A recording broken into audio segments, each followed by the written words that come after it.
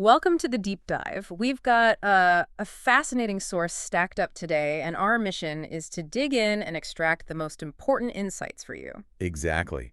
Today, we're diving into a research study that tackles a really common challenge in language learning, specifically how to boost students' speaking skills, Mm-hmm. especially in settings where they don't, get to use the language outside the classroom every day. Okay, yeah, that context is key. Let's unpack this. Our source is a study from 2018 published in the International Journal of Language Teaching and Education. Right. It's titled The Implementation of Project-Based Learning to Improve Student Speaking Skill by Diki Rizwandi. And it zeroes in on a specific group, 7th grade junior high students in Surakarta, Indonesia. Right. And like you said, in this context, English is taught as a foreign language, meaning it's not the language they're speaking in their daily lives, day to day. Which the study points out creates a pretty big problem, doesn't it? Yeah. Students often struggle with speaking low ability, lack motivation, feel shy, and hit roadblocks with vocab, grammar, pronunciation. You know the drill. Absolutely. And the traditional teaching method being used was described as, well, pretty monotonous. Monotonous, right, Okay. leaving students reluctant and unmotivated. That background is really crucial because it sets up the core question this research set out to answer. Which is? Can project-based learning, or PBL as they call it, can it be a more effective way to tackle these specific challenges and actually improve both the student's speaking skill and their motivation? Okay, so that's our focus for this deep dive then, exploring what PBL is, how this study put it into action, Yeah, and most importantly, what impact it actually had on these students. Should be interesting. definitely. Get ready for some maybe aha moments about teaching and learning. All right, so let's start with the basics from the source. Mhm. What exactly is project-based learning according to this study? Okay, so the source defines PDL as a modern teaching method. The key idea is that students design, plan, and then carry out a longer-term project. And it results in some kind of public output, Yeah. maybe a product or a publication or a presentation. Okay, so something concrete. Exactly. And what's fascinating here is how the source describes PBL's core aims. It's about connecting students' own experiences and the real world with what they're doing in school. Right, making it relevant. Yes, sparking new knowledge and Yeah. getting them genuinely engaged in, authentic activities, ideally using the language in natural contexts. Right, it's not just about memorizing grammar rules then. Not at all. And the study also mentions that PBL helps students build skills beyond just the language itself. Like what? Things like working in a team, thinking critically, and, presenting their ideas effectively. Important life skills, too. Definitely. They even reference established experts in the field like Patton, Falziati, Thomas, and Markham when they talk about PBL's background. And the literature review part of the source, that highlights potential benefits, too, right? Oh, yeah, several benefits that are particularly relevant to the problems they identified. Such as? Well, it makes learning contextual, more meaningful. It creates a, perhaps, optimal environment for speaking practice compared to traditional methods. Okay. It keeps students actively engaged, boosts their interest, motivation, enjoyment. That sounds crucial. It is. And also promotes social skills, collaboration, increases confidence, independence, self-esteem, even group cohesiveness. Wow. Okay. Those benefits sound like they directly target those issues of shyness and low motivation you mentioned earlier. Precisely. Okay, so that's the what and the why of PBL. Now, how did the researchers actually study its effect in this specific classroom? What was their approach? They used a method called classroom action research, or AR. Ah, yes, AR. It's a qualitative approach, meaning it focuses more on understanding the process and the experience rather than just, crunching numbers. And action research. Yeah. This is that cyclical process, right? Planning something, acting on it, observing what happens, reflecting, Exactly that. and then that reflection feeds into the next round of planning. Precisely. The source describes it as a spiral of self-reflection.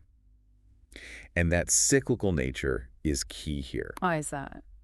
because it means the researchers could implement something, see what happened, figure out what worked and what maybe didn't work so well, and then adjust their plan for the next attempt. This study actually went through 2 full cycles of that process. That makes a lot of sense. It allows for refinement based on what's actually happening in the classroom. So who were the students involved? They were 7th graders. Initially, the group started with 28 students at a specific junior high school there in Surakarta. Okay.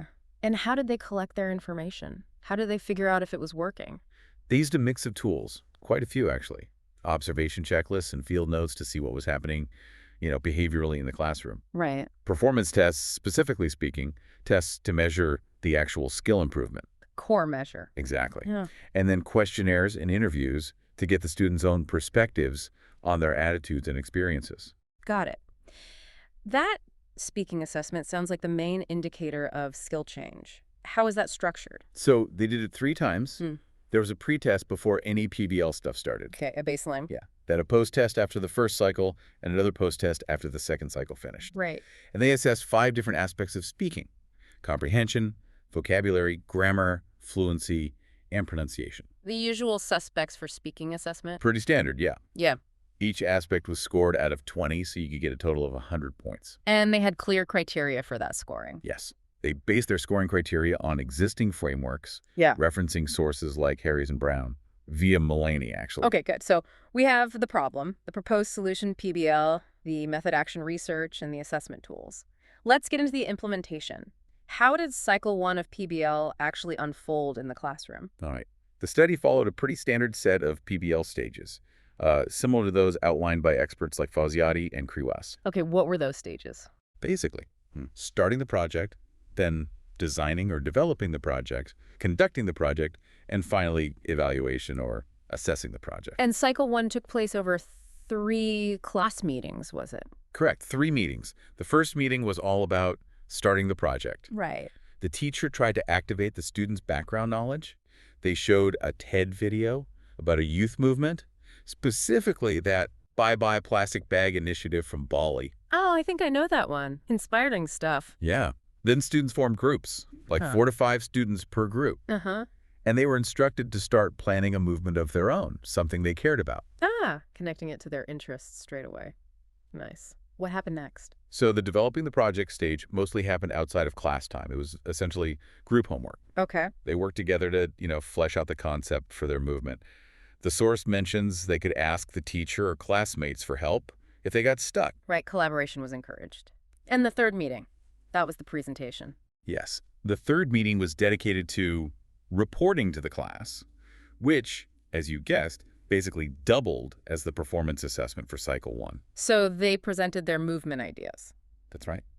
Each group presented their concept to the whole class, and they were allowed to use visual aids, things like posters or PowerPoint presentations to help them out. And the final stage, assessing the project. That involved feedback from both the teacher and their classmates, their peers. Peer feedback too. Interesting. Yeah. And then followed by the teacher's evaluation and, crucially, that reflection piece on how it all went, preparing for cycle 2, essentially. Okay. So after implementing this first cycle, what did the observations and tests actually show? Did it work? Well, based on the classroom observations, they definitely saw an improvement in student engagement during the group discussions and project work. How an improvement? The source says they saw around 80% to 95% student contribution, which was definitely better motivation and interest compared to what they saw in the preliminary study before PBL. That sounds positive. It was, but the source does note that, a few students were still quite passive. It wasn't everyone, not yet. Okay, understandable. What about the speaking test results, the hard numbers? They also showed an improvement, but maybe, as the source puts it, it wasn't significant enough. The average score went up from 65.1 in a preliminary test to 71.7 after cycle 1. So an increase, but maybe not huge. Exactly. If you look at the table in the source, you see improvements across all 5 aspects: fluency, vocab, pronunciation, grammar, comprehension. But the jump wasn't massive in any single area. Can you give an example? Sure, like fluency went from an average of 13.1 to 15.0. Vocabulary went from 12.8 to 14.0. So movement, but modest. Interesting. So some improvement, but perhaps not the breakthrough they were hoping for just yet. That seems fair to say. Interestingly, the questionnaire and interview data were more clearly positive. How so? Well, 89% of students said they liked the class activities using PBL. 93% found the group work helpful. And another 93% felt more motivated working in groups. Okay, so the experience was largely positive for the students, even if the score jump wasn't huge yet. That's a great way to put it. What's fascinating here is that even in this first attempt, just introducing PBL and group work did start to shift student engagement and improve scores, even if only moderately. Right. It sounds like it created a more positive learning environment for most students, which is often a critical first step, isn't it? Absolutely. So it showed promise, but the reflection after cycle 1 clearly indicated that the speaking improvement wasn't substantial enough. Right. Especially, they noted, for those weaker areas like vocabulary, pronunciation, and just developing the content of what they were saying. Those scores were still relatively low. Got it. And this realization is exactly what led them to the next stage, cycle 2. So the action research cycle doing its job. Based on those findings, what revisions did they make for cycle 2? How did they tweak the approach? They made several key changes, actually. First, they slightly adjusted the group size, bumping it up to 5 or 6 students per group. A really significant change was asking students to bring laptops to class Laptops, why? so they could use online resources for research and finding information while they were working on their projects in class. Okay. Access to information right there. That seems like a direct response to those content and vocabulary issues you mentioned. It does, doesn't it? Good. What else changed? Oh, the final output for the project changed quite dramatically. Wow. Instead of a live in-class presentation like in cycle 1, Yeah. the groups had to create a video recording of their presentation. Wow, that's a big shift from live to video. I can imagine that might impact things like shyness or performance anxiety. Potentially, yeah. It gives them more control, maybe a chance to redo bits. True. Any other changes? They also adjusted the teacher's role. The teacher provided more dedicated guidance on specific things like vocabulary, pronunciation, and how to develop their ideas more effectively. More targeted support. Exactly. The students continued working on their movement concept, but they were asked to add more realistic details, like a proper name for their movement, a logo, a motto. Making it feel even more real. And they allocated more dedicated time for group work and discussion within the class meetings this time. Okay, so several adjustments based on cycle 1's results. Now, here's where it gets really interesting. Did these changes in cycle 2 lead to a more significant improvement? They absolutely did. It seems like these tweaks really hit the mark. Tell me more. What did the observations show? The observation results for cycle 2 were even better than cycle 1. They saw 95% to 100% student contribution and activity in the group discussions. Wow, nearly everyone engaged. Yeah. The class atmosphere was described as much more conducive, with basically all students participating seriously. This was noted as a substantial leap in motivation and interest compared to both the initial state and cycle 1. That's fantastic. And the speaking test results, the ones from those video recordings. This is where you see the major impact. The average score among the students whose data was available for all tests, it jumped significantly. It reached 80.1. 80.1, that's a big jump from 71.7 in cycle 1. It really is. And if you look at the table in the source that compares scores across all 3 points, preliminary, cycle 1, cycle 2, Yeah. you see a really substantial increase, particularly in areas like comprehension, which went up to 17.1 on average. Vocabulary jumped to 16.8. Pronunciation hit 16.1. Remember, these were areas they specifically targeted. That's really impressive progress in just one more cycle. It is, and the student feedback mirrored this improvement too. What did the questionnaires and interviews show after cycle 2? Get this, 100% positive responses across all the key questions. 100%. Yep, liking the class activities, finding group work helpful, feeling motivated in their groups.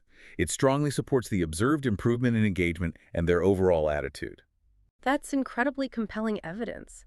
It really makes you wonder, though, why do you think those specific changes, the video format, the online resources, the targeted guidance, why did they seem to make such a big difference in cycle 2 compared to cycle 1? Well, the source suggests a few mechanisms, and they seem to align pretty well with those specific changes you mentioned. Okay. I mean, working in groups inherently allows students to share ideas, maybe practice pronunciation with less pressure, learn from each other. That was true in both cycles, but maybe amplified in cycle 2. Right. Access to online resources directly helped with enriching vocabulary and finding information to develop their content, tackling a key weakness from cycle 1, Makes sense. the video format. Well, it might have reduced the pressure of a live performance, like we speculated, gave them a chance to practice, review, maybe feel more confident before submitting the final recording. Yeah, that seems plausible. Plus, having that dedicated time for guidance from the teacher on pronunciation and vocabulary likely addressed those specific weak spots they identified after cycle 1 much more directly. So it seems the iterative nature of action research really allowed them to pinpoint and then effectively target the real barriers the students were facing. I think that's exactly it. Yeah. They didn't just stick with the initial plan. They adapted based on evidence. Okay. So Bringing it all together then, what is the main takeaway the study presents in its conclusion? What's the bottom line? The conclusion is pretty clear and direct. It states that the implementation of project-based learning, as they did it through these cycles, improved the students' speaking skills and their motivation. And this conclusion is backed up by both things we discussed, that significant increase in speaking scores, especially in Cycle 2, Right. and the observations of students being actively involved and showing high motivation during the group work. Yes, exactly. The study points to the group process itself. Sharing ideas, practicing pronunciation together, Yeah. helping each other with vocabulary, putting sentences together, accessing information collectively. These were seen as key ways students build confidence and improve their actual skills. It allowed them to leverage their comprehension skills too, not just relying purely on speaking ability alone. That's an interesting point about leveraging comprehension. So looking back at this whole deep dive, it seems really clear that PBL, especially when it's implemented thoughtfully and flexibly. Yeah, with that willingness to adjust. Right. Adjusted based on observing student progress, it can be a remarkably effective method, particularly powerful, it seems, for boosting speaking skills in these challenging settings where students don't get that daily language exposure outside of class. Absolutely. And what's truly fascinating here, I think, is that the story isn't just PBL works.